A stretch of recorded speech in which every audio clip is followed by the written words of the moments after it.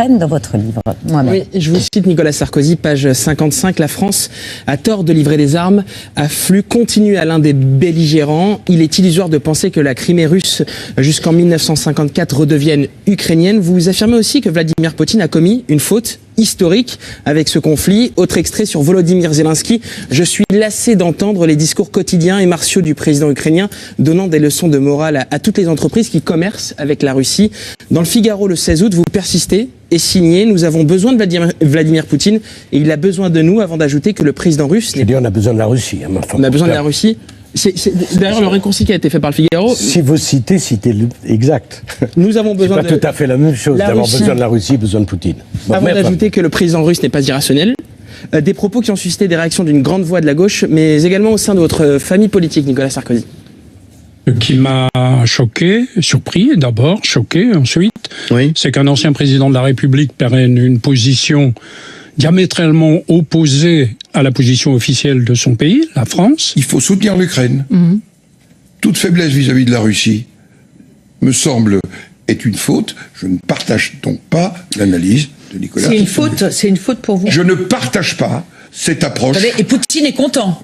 Samedi dernier, lors d'une rencontre avec des adolescents pour marquer la rentrée scolaire, Vladimir Poutine était interrogé sur votre livre et vos interviews. Une fois n'est pas coutume, depuis plusieurs années, le président russe s'accorde avec un dirigeant européen, en l'occurrence vous.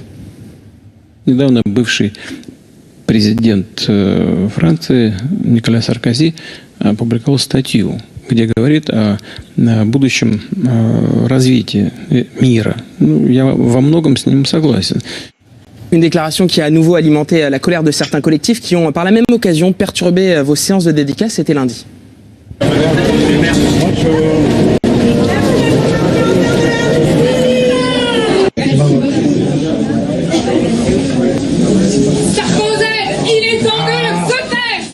Nicolas Sarkozy, en tant qu'ancien président, est-ce que vous ne commettez pas une erreur en allant à rebours de la position d'Emmanuel Macron, de l'État français et de l'Europe? Non. Alors, c'est un sujet très lourd dont il faut parler sérieusement. Bon. Figurez-vous qu'il y a 1,5 million de morts aux confins de l'Europe. 1,5 million. Dont la plupart, dont beaucoup sont ukrainiens. Mais on continue, parce que sur le front du boulevard Saint-Germain, on est très courageux pour envoyer des jeunes Ukrainiens mourir. 1,5 million. Deuxièmement, sur Poutine, il y a beaucoup de gens qui parlent de lui, qui ne l'ont jamais rencontré. J'ai eu, je crois, peut-être 80 conversations avec lui, dont certaines extrêmement dures, puisque c'est moi et personne d'autre qui a été à Moscou pour le faire sortir de Géorgie alors qu'il avait envahi la Géorgie. Dont il n'est pas sorti. Excusez-moi. Aujourd'hui, l'Abkhazie et l'Ossétie sont toujours... Non, excusez-moi, la Géorgie est un pays libre. Si vous voulez rentrer dans le détail, je vous rappelle que l'Abkhazie, c'est la patrie de naissance de Staline, et c'est l'endroit où tous les hiérarques du Parti communiste allaient passer ses vacances. C'est une région complexe. La Géorgie est libre. Alors, il y a le problème de l'Ossétie et de l'Abkhazie, l'Ossétie du Nord et l'Ossétie du Sud, mais c'est un autre sujet. Si vous voulez un jour, vous m'invitez, on en parlera. Mais c'est moi qui m'y suis opposé. Et en 8 jours, les chars russes, qui étaient à 25 km de Tbilissi, sont sortis. Sont sortis à 95% du territoire, pas à 100%, je vous en donne acte, mais sont sortis. Bon. Et à l'époque, tout le monde était bien content que j'ai pris le risque d'aller à Moscou, et les 8 heures de discussion avec Poutine ont été extrêmement dures. Troisième remarque. Dans cette affaire, il y a un agresseur et un agressé. L'agressé, c'est l'Ukraine, l'agresseur, c'est Poutine. C'est vrai. Mais comment on peut faire l'agresseur pour continuer de se battre?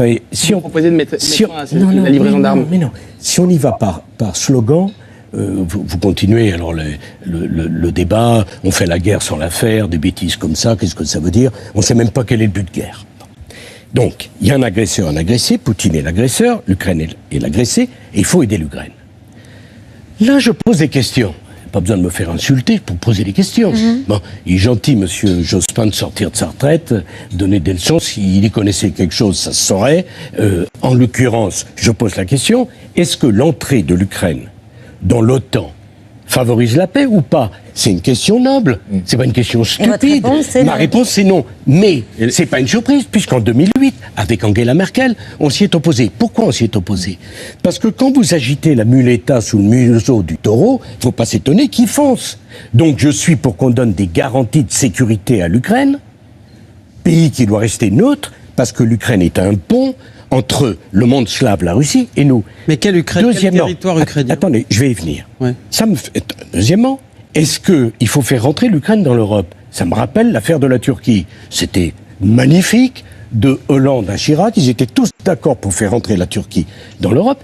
Est-ce que ça fait progresser la paix? Non.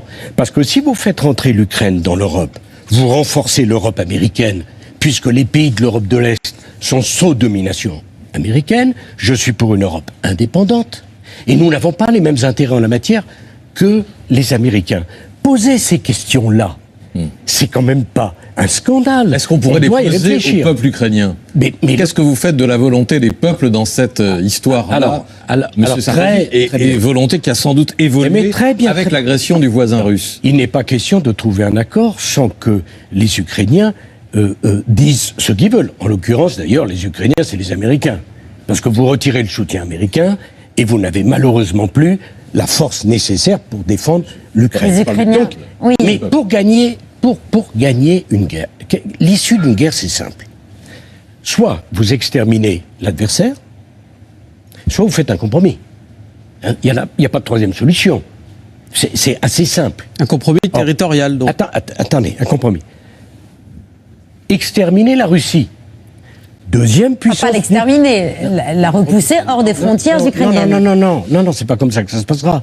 Parce que pour eux, la Crimée, c'est russe, on peut en discuter jusqu'à plus soif. C'est pas comme ça que ça se passe. C'est la deuxième puissance nucléaire du monde. Si vous voulez qu'on danse au bout d'un volcan et qu'on déclenche une guerre nucléaire, tout simplement pour avoir une bonne image et dire on est généreux, on est courageux, sont naturellement courageux au café du Flore, pas courageux d'aller au combat. Donc, soit il y a un nantissement, soit il y a un compromis. Le compromis, quel peut-il être? Excusez-moi, le premier à avoir parlé du compromis, c'est le président ukrainien, au début du conflit, qui lui-même a dit, non, faisons un référendum. Bon, l'affaire de l'OTAN, qui s'est opposé à l'entrée de l'Ukraine dans l'OTAN à la dernière réunion? C'est qui? C'est M. Biden. Je suis quand même pas le seul à penser ça. Pour que les choses soient claires, Nicolas Sarkozy, c'est des questions essentielles. Est-ce qu'il faut que la France cesse de livrer des armes à l'Ukraine? Non. Je pense que la France doit être aux côtés de l'Ukraine, mais que la France a une voix singulière.